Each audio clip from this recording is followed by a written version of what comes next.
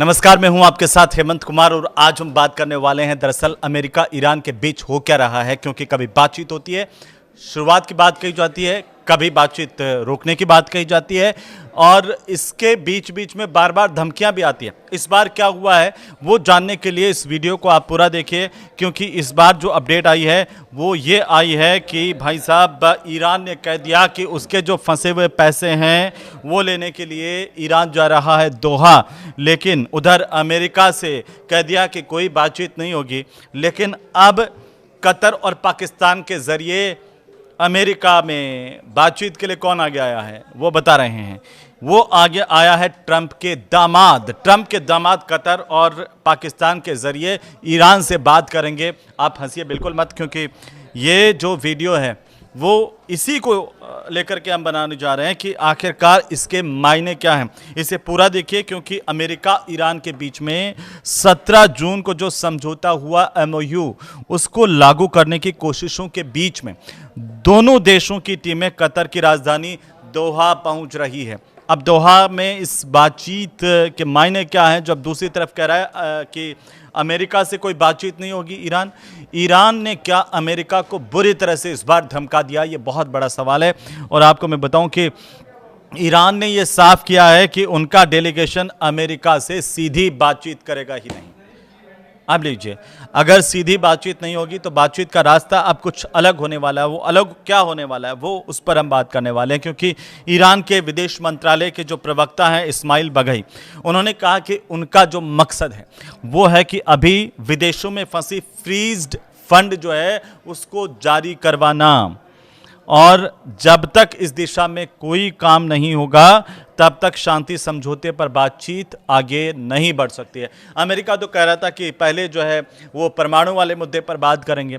Iran कह रहा है कि पहले जो फ्रीज्ड फंड हैं उनको जब तक आगे काम नहीं बढ़ेगा उसको जारी करवाने को लेकर तब तक कोई बातचीत आगे नहीं बढ़ेगी। लेकिन अमेरिका के जो विशेष दूत है वो है स्टीव विटकॉफ और राष्ट्रपति डोनाल्ड ट्रंप के दामाद जेरेड कुशनर, ये भी दोहा पहुंच चुके हैं। तो इनके जरिए अब बातचीत होगी, लेकिन सीधी बातचीत नहीं करेंगे। तो बीच के मध्यस्थता कौन कर रहा है? बीच के मध्यस्थता कर रहा है कतर और पाकिस्तान, और कतर और पाकिस्तान के जरिए डोनाल्ड ट्रंप के जो दामाद है वो बातचीत करेंगे। इस बातचीत के मायने क्या हैं, इसे लेकर के तरह तरह की बातें हैं, अलग अलग तरह की बातें। लेकिन आप क्या सोच रहे हैं कि ट्रंप के दामाद जब बात करेंगे तो बात बन जाएगी क्या? क्योंकि ट्रंप ने भी कोशिश की, अमेरिका के उपराष्ट्रपति JD वेंस, उनकी तरफ से भी बातचीत हुई, लेकिन बात कहाँ बनी? ईरान तो कह रहा है कि जब तक उनके फ्रीज्ड फंड रिलीज नहीं किए जाएंगे बातचीत आगे नहीं बढ़ेगी। तो अब आखिर क्या होगा? क्योंकि जब ये जेरेड कुशनर भी दोहा पहुंच गए हैं जो ट्रंप के दामाद हैं, और इसी बीच अमेरिका के और ईरान के जो दोनों के प्रतिनिधिमंडल हैं वो आमने सामने नहीं बैठने वाले हैं, बल्कि दोनों पक्षों के बीच जो बातचीत होगी मध्यस्थों के जरिए होगी। पहले कतर और पाकिस्तान के जो प्रतिनिधि हैं वो जाकर के अमेरिका का हुक्म लेंगे, उसके बाद वो जाकर के बताएंगे ईरान को। इस तरह से एक बातचीत का माहौल तैयार किया गया है। लेकिन अच्छी बात है कि सीधे तौर पर अभी कोई हमला नहीं हुआ है। अभी पिछले 2 दिनों में हम देखें, पिछले 24 घंटे में हम देखें तो 17 जून को आपने देखा कि अमेरिका ईरान के बीच एक अंतरिम समझौता हुआ था, और इसके तहत ईरान अपने एनरिच्ड यूरेनियम, जिसका जिक्र हम हर बार अपनी वीडियो में करते हैं, तो ये जो एनरिच्ड यूरेनियम है इसके स्टॉक को कम करेगा, ये MOU में था। लेकिन क्या ईरान ने किया? नहीं। बदले में अमेरिका जो है वो ईरानी तेल निर्यात पर कुछ प्रतिबंधों में राहत देगा, यह भी अमेरिका ने वादा किया था। हॉर्मुज में जो जहाज हैं उनकी आवाजाही सामान्य करने की कोशिश की जाएगी। लेकिन क्या हुआ? इस मामले में ज़रूर काम हुआ है, और दोनों देशों के अंतरिम समझौते के लिए 60 दिन का जो समय है वो लगेगा। 60 दिन तक दोनों देश बातचीत करेंगे, उसके बाद कोई नतीजा निकलेगा। लेकिन अब बात यहाँ तक आ गई है कि आमने सामने नहीं होंगे, मध्यस्थों के जरिए बातचीत होगी। तो कतर जो है और पाकिस्तान जो है वो इस बातचीत की मध्यस्थता कर रहा है। लेकिन पिछले 24 घंटों में सबसे बड़े अपडेट्स क्या आए हैं अमेरिका ईरान को लेकर के? वो ये आए हैं कि हॉर्मुज से आवाजाही जो जहाज़ों की है वो घट गई है। यहाँ पर समुद्री ट्रैकिंग कंपनी केपलर के आंकड़े हैं, जिसमें यह बताया गया कि शनिवार को कुल 29 मालवाहक जो है वो जहाज हॉर्मुज से गुजरे हैं, जबकि रविवार को यह संख्या घट करके रह गई सिर्फ 12 तक। और हॉर्मुज को लेकर ईरान ओमान की मीटिंग भी हुई है। ईरान ईरान और ओमान ने मस्कट में सोमवार को आपस में जॉइंट हॉर्मुज कमेटी की पहली बैठक की है। वहीं इसमें हॉर्मुज स्ट्रेट को चलाने को लेकर के चर्चा की गई। तो सबकी निगाहें तो उसी पर टिकी हुई है, भारत समेत जो देश हैं, कि आखिर हॉर्मुज सुचारू हो जाए तो जो ऊर्जा संकट खड़ा हुआ था उससे बाहर निकल पाए देश। लेकिन खामेनेई के अंतिम संस्कार में इंडियन जो डेलीगेशन है वो भी शामिल हो रहा है। ये भी एक बहुत बड़ी अपडेट है कि पहले जो भारत के अंदर जिस तरीके से कई लोग ये दावा कर रहे थे कि खामेनेई की मौत हो गई और उसको लेकर के कई तरह की चर्चाएं थी, लेकिन अभी पिछले 24 घंटे की अपडेट्स क्या कर रही हैं कि इंडियन डेलीगेशन इसमें शामिल होगा। ईरान के जो पूर्व सुप्रीम लीडर है अयातुल्ला अली खामेनेई, उनके अंतिम संस्कार को लेकर तैयारियां की गई हैं। बिहार के जो राज्यपाल है लेफ्टिनेंट जनरल सैयद अता हसनैन, उनके और विदेश राज्य मंत्री पवित्रा मार्ग्रेटा इसमें शामिल हो सकते हैं, ये जानकारी आई है। ईरान ने क्या कहा? ईरान ने कहा कि कतर में जितने भी लोग फंसे हुए हैं उनके कतर में $6 अरब जो है वो फंसे हुए हैं, वो जल्द मिलेंगे। इसे लेकर के चूंकि अब बातचीत हो रही है, चर्चा हो रही है। ईरान के राष्ट्रपति मसूद पज़ेश्कियान का बयान आया है। उन्होंने कहा कि कतर में फंसी ईरान की $12 अरब की जो राशि, उसमें से $6 अरब जल्द जारी किए जाएंगे, रिलीज किए जाएंगे। यह बड़ी राहत की बात है, क्योंकि ईरान पहले कह चुका था कि बातचीत तब होगी जब उसके फ्रीज्ड फंड जो है वो रिलीज किए जाएंगे। तो क्या अब ये फ्रीज फंड रिलीज करने को लेकर के यहाँ पर कुछ लचीलापन दिखाई दे रहा है अमेरिका की तरफ से? अमेरिका क्या बैकफुट पर है? ये बहुत बड़ा सवाल है। अब आते हैं इस पर कि आखिरकार अलग अलग तरह की अटकलें जो वेंस और रूबियो के अलग अलग जो बयान आए विदेश नीति को लेकर के, उन पर क्यों लगाई जा रही है? क्योंकि अमेरिका के जो राष्ट्रपति है डोनाल्ड ट्रंप 17 जून को ईरान के साथ समझौता खत्म करने समझौता वाला जो ज्ञापन है MOU, उस पर हस्ताक्षर हुए। और इसके बाद अमेरिका इजराइल के कई जो नेता हैं उन्होंने इस समझौते की आलोचना की। इसके बाद उपराष्ट्रपति बेंस और विदेश मंत्री रूबियो दोनों मिलकर के अलग अलग देशों के दौरे पर गए और समझौते का दोनों ने बचाव किया, अलग अलग तरीके से बचाव किया। हालांकि दोनों के बयानों में काफ़ी कुछ अंतर दिखाई दिया, जिससे लेकर के अंतर्राष्ट्रीय मीडिया में कई सवाल खड़े हुए हैं। और ये चर्चा शुरू हो गई कि क्या ट्रंप प्रशासन के भीतर कोई मतभेद है। और अब दोस्तों सबसे बड़ी बात यही सामने आ रही है कि ये जो समझौता है, उस समझौते को लेकर अमेरिका में दो फाड़ नजर आ रहे हैं।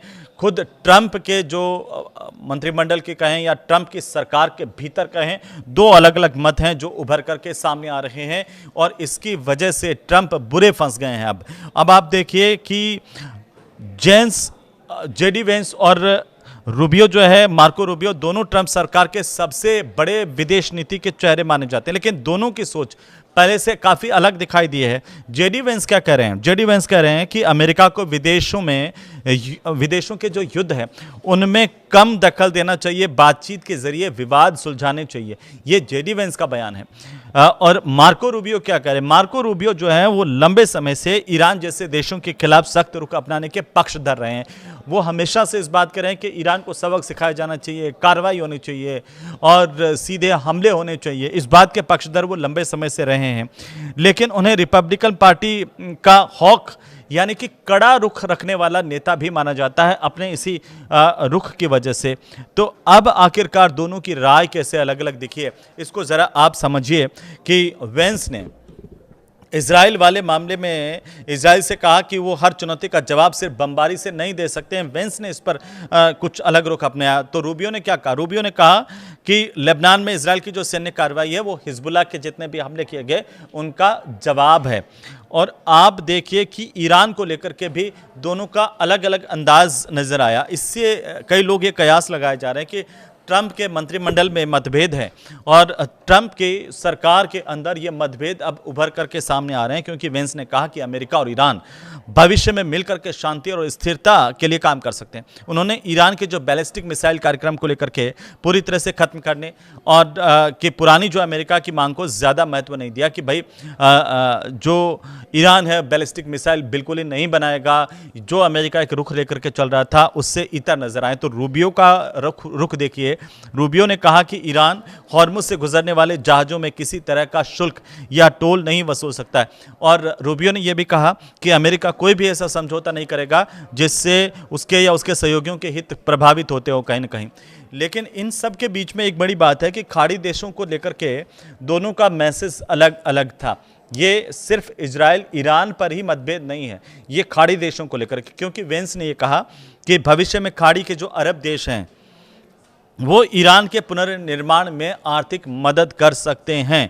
रूबियो ने कहा कि अभी कोई भी ऐसी योजना नहीं है कि खाड़ी देश जो है वो ईरान के पुनर्निर्माण को लेकर के मदद करें, लेकिन अभी अमेरिका ईरान के बीच में जो बातचीत चल रही है उसको लेकर के अलग अलग तरह की बातें हैं। तो इसमें तकनीकी वार्ता का आखिरकार मतलब क्या है, इसको ज़रा थोड़ा सा समझिए आप। क्या अब इससे तकनीकी जो बातचीत की बात हो रही है इससे आगे किसी तरह का परिवर्तन होगा?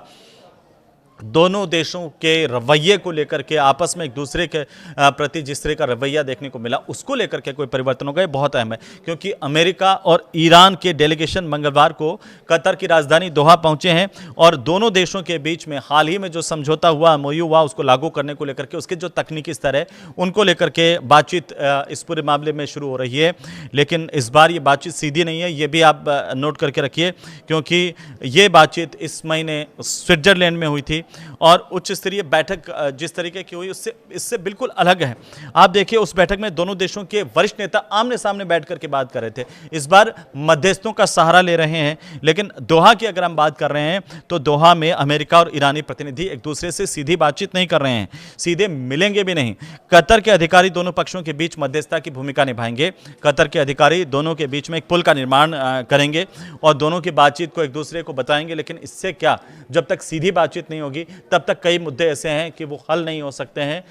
अगर वो सीधी बातचीत में हल नहीं हुए तो आपको क्या लगता है कि यहाँ पर कतर की मध्यस्थता से मामला सुलझ जाएगा? इस पर जरूर अपनी टिप्पणी कीजिए और बताइए। लेकिन स्विट्जरलैंड में जो पिछले बैठक हुई उसमें अमेरिका के उपराष्ट्रपति JD वेंस और ईरान के जो मुख्य वार्ताकार है मोहम्मद बाकर गालिबाफ, उन्होंने इस बातचीत का नेतृत्व किया था। दोहा में अमेरिकी प्रतिनिधिमंडल की जो अगुवाई है वो विशेष दूत है अमेरिका के स्टीव विटकॉफ और ईरानी प्रतिनिधिमंडल की अगुवाई उप विदेश मंत्री काजेम गरीबाबादी कर रहे हैं। लेकिन एक और सबसे बड़ा परिवर्तन क्या आया, वो ये आया है कि यहाँ पर अब बातचीत जो है वो मध्यस्थों के जरिए हो रही है। कतर के जो प्रतिनिधि हैं, अधिकारी हैं, वो दोनों के बीच में बातचीत को लेकर के मध्यस्थता कर रहे हैं। लेकिन इससे क्या सुलझेगा? और आपको एक बात और इस वीडियो के जाते जाते मैं बता दूं कि 5 ऐसे बड़े मुद्दे हैं जिनको लेकर के बातचीत होनी है। पहला मुद्दा क्या है कि ईरान पर जितने प्रतिबंध लगे आर्थिक, उसमें राहत देने और इन प्रतिबंधों को हटाने को लेकर के बातचीत होनी है। दूसरी बात है कि हॉर्मुज में वाहनों की सुरक्षित आवाजाही को लेकर के बातचीत होनी है और ईरान के परमाणु कार्यक्रम का भविष्य क्या होगा। जो एनरिच्ड यूरेनियम की बात करते आ रहे हैं, जो अमेरिका ने कहा कि भाई जो एनरिच्ड यूरेनियम है, जो संवर्धित यूरेनियम है, वो ईरान को अमेरिका को सरेंडर कर देना चाहिए, उसे सौंप देना चाहिए या उसको नष्ट करना चाहिए और हमें बताना चाहिए। ये तमाम बातें थी जिस पर पेच फंसा हुआ है। अभी इस पर भी बात होनी है, इसकी टेक्निकलिटी पर बात होनी है, तकनीक कि इसके पहलू क्या है उस पर बात होनी है। लेकिन मैं आपको बताऊं कि चौथा जो सबसे बड़ा मुद्दा है वो दोहा में जिस बातचीत के जरिए हल करने की कोशिश होगी वो ये है कि विदेशों में जो ईरान की संपत्तियां फंसी हुई है, वो फ्रीज्ड हैं, उनको जारी किया जाए। इस पर भी बातचीत की जाएगी। उसकी प्रक्रिया कब से शुरू हो रही है उस पर बातचीत होगी। और पांचवी सबसे बड़ी बात है कि मिडिल ईस्ट की जो क्षेत्रीय सुरक्षा कैसी होगी, आगे आने वाले भविष्य में उस पर क्या इंपैक्ट आने वाले हैं, उस पर भी बातचीत होने वाली है। लेकिन ईरान का एक बयान जो आपको सुनना चाहिए, देखना चाहिए कि हॉर्मुज के मामले में किसी भी देश को दखल देने की जरूरत नहीं है, ये ईरान ने साफ कर दिया। तो भाई अब अगर जो अमेरिका ये कह रहा था कि हॉर्मुज हम अपने नियंत्रण में ले लेंगे, वो हाथ से फिसलता हुआ नजर आ रहा है। ईरान ने यहां पर सीधे तौर पर, साफ तौर पर स्पष्ट कह दिया, अमेरिका की बन गई गिग्गी।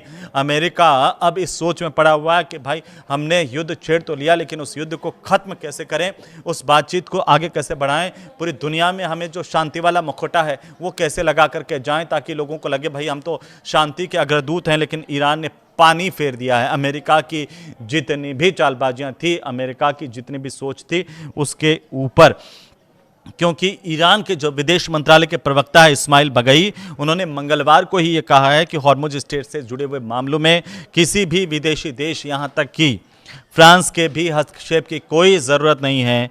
और साथ ही साथ उन्होंने ये बात कही है कि फ्रांस का नाम उन्होंने इसलिए लिया है क्योंकि हाल के दिनों में फ्रांस की तरफ से हॉर्मुज पर बयान आया था, आपको याद होगा।